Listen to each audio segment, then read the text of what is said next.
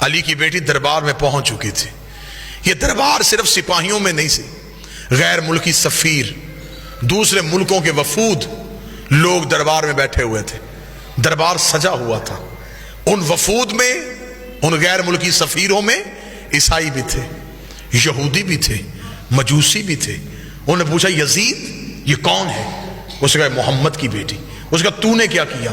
اس نے کہا میں نے نبی کے بیٹے کو قتل کیا. انہوں نے کہا کیوں قتل کیا؟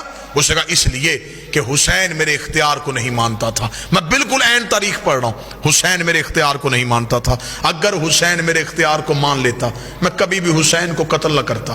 حسین نے میرا اختیار نہیں مانا، اسے چاہیے تھا وہ میری بیعت کر لیتا. اس نے اختیار کو نہیں مانا، میں نے قتل کروا دیا. علی کی بیٹی کی کان میں یہ آواز آئی. بی بی 2 قدم آگے بڑھ گئی. یزید تو کہتا ہے ہم نے تیرے اختیار کو نہیں مانا. تیرے دربار میں روشن دانوں سے ہوا کا شور آ رہا ہے.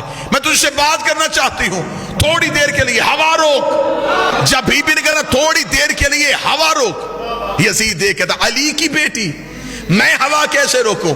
بی بی دیکھتی کہاں ہے تیرا اختیار؟ تو کہہ رہا تھا کہ تیرا اختیار ہم نے نہیں مانا. اختیار آزما. روشن دان سے ہوا روک. اس علی کی بیٹی یہ میرے بس میں نہیں.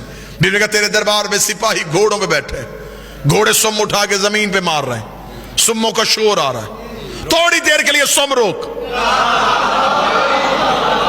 اس علی کی بیٹی میرے بس میں نہیں. جملہ بی بی نے اتنا وزنی کا کھڑے بھی ہو جائے تو جملے کا قد بڑا ہے. بی بی دیکھا تھی تیرے جانور بھی تیرے اختیار میں نہیں. تو انسانوں پہ اختیار کی بات کر رہا ہے، تیرے تو گھوڑے تیرے اختیار میں نہیں. یہ کہنے کے بعد بی بی کا تیرے دربار میں اونٹ کھڑے، اونٹ گردنوں کو ہلا رہے ہیں، گلے میں گھنٹیاں ہل رہی ہیں، گھنٹیوں کا شور آ رہا ہے. تھوڑی دیر کے لیے اونٹوں کی گردنیں روک.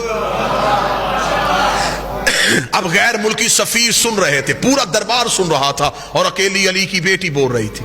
یزید کہتا کیا کہہ رہی ہے تو بنت محمد؟ کبھی کہتی ہوا روک، کبھی کہتی سم روک، کبھی کہتی اونٹوں کی گردنیں روک. یہ سب کچھ میں کیسے کروں؟ بی بی 4 قدم آگے بڑھی. دیر کا پھر ہم تجھے اپنا اختیار دکھاتے ہیں. بی کا اسکت خاموش. اتنا کہنا تھا روشن دانوں میں ہوا رک گئی. جس گھوڑے نے سم اٹھایا تھا اس نے زمین پہ رکھا نہیں. جس اونٹ کی گردن ہلی تھی اس کی واپس نہیں آئی. جس انسان کی آنکھ کھلی تھی اس کی بند نہیں ہوئی. جس کا ہاتھ اٹھا تھا اس کا نیچے نہیں آیا. جس کے نتنے سے سانس نکلی تھی دوسرے نتنے سے واپس نہیں آئی.